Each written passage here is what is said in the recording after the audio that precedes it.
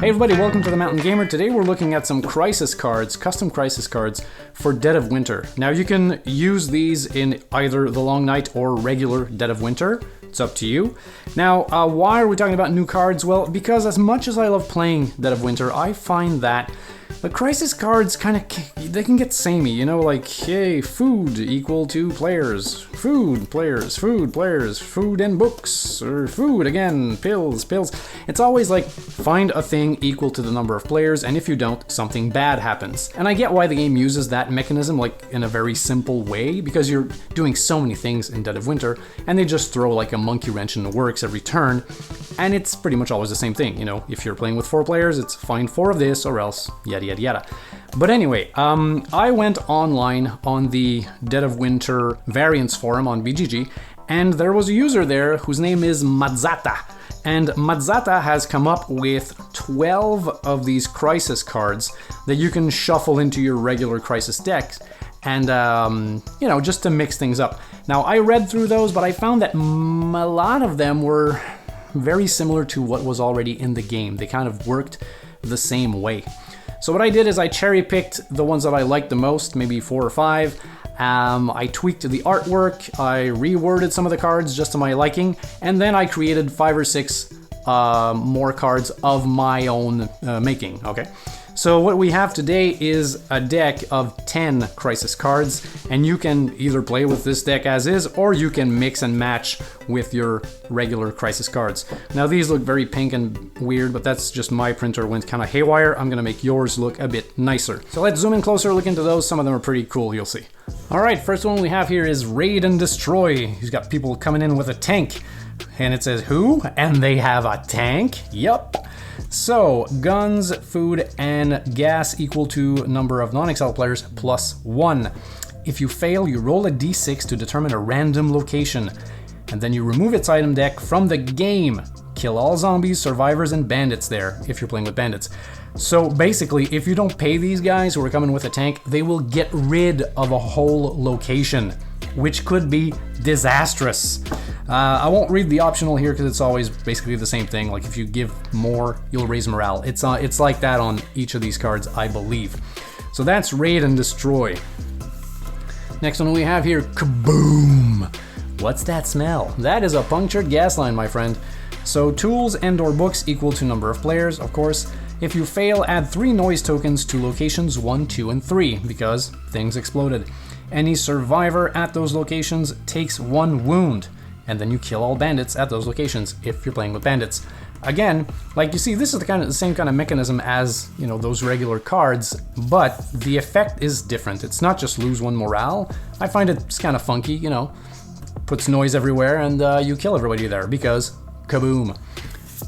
Next one here is Contaminated Water.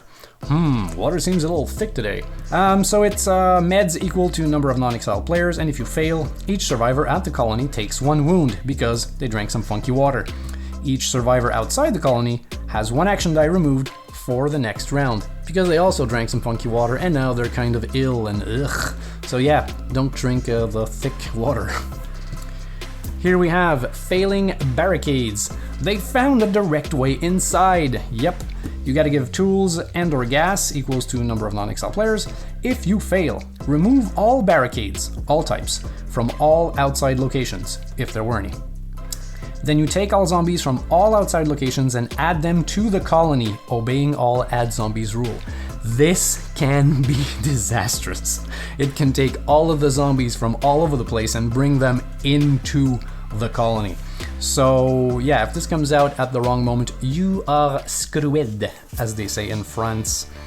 All right, here's a funny one. This one, I believe I made this one. Emergency meeting. Got all these people here, and we need to talk about Kevin because he's gonna turn into a zombie. So at the check crisis phase, all 4 survivor spaces must be full at either the school or the hospital. So basically, you gotta have people there to have a meeting to talk about Kevin. And if you fail, you add unruly helpless survivors to the colony equal to half the number of non-exiled players rounded up. That's a mouthful.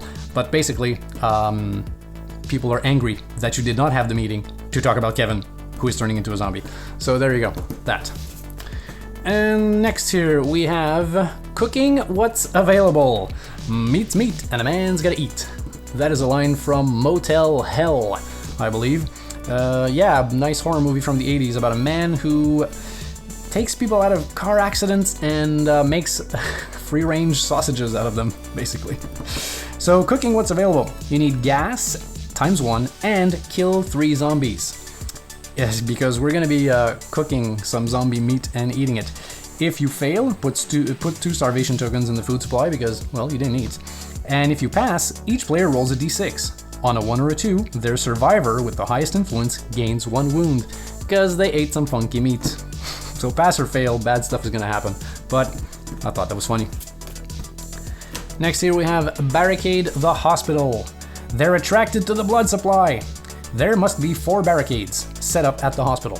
There you go, barricade the hospital, or else zombies are gonna get in. If you fail, remove all barricades, all types, at the hospital, add 4 zombies there, and then take out 2 medicine cards from the deck, hospital deck, and remove them from the game.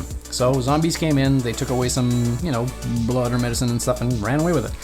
And if you pass, actually, the first player may retrieve any 1 medicine card from the hospital deck. So some good, some bad. We've got some language on this one here, but you've heard worse. So this is a hate-fueled rampage. Enough twiddling our dicks already. Let's kill them. So people want to go out and kick some zombie butt. So you must kill zombies equal to the number of non-exiled players ×2. If that's impossible, immediately add zombies to random locations by rolling a d6 until the quantity is matched. And then you can go out and kill some zombies. If you fail, lose 1 morale. Because, people wanted to kill zombies, man. The 3 survivors with the lowest influence gain 1 desperation token. Yep, people are really, really bummed out that you guys didn't go out and kill zombies. But if you pass, yay, gain 1 morale. Here we've got search and rescue. I saw someone. We can't just let them die out there. Through a search action, find at least 1 survivor, helpless or normal, and put them into play. So you gotta go through some search decks and find some people. If you pass, any unruly helpless survivors at the colony go back to being normal. That's if you have them. But if you fail, you lose 1 morale and fill a random location with noise tokens, because you made some noise looking for somebody. But you didn't find anybody, you let them die. You're a horrible person, lose 1 morale. And last but not least here, we've got block party. Yeah, it's dangerous, but we need to unwind, man.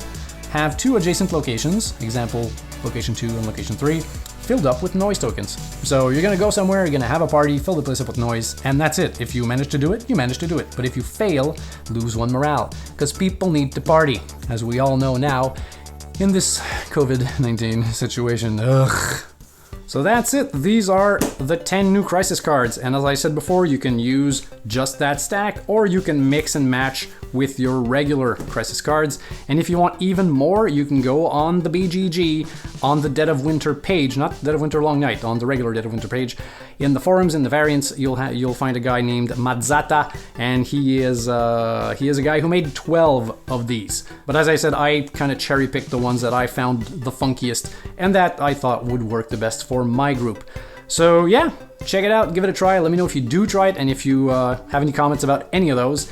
And have fun, stay safe, and I'll see you guys on the next one. If you've enjoyed this video, please consider hitting the like button down below. Now, I know it seems like a very small thing to do, but it actually does help the channel when you do that. And if ever you should find yourself in a super generous mood, well, I do accept donations via PayPal. And anything you give, big or small, will help keep me going. She always used to say, meat's meat and man's gotta eat.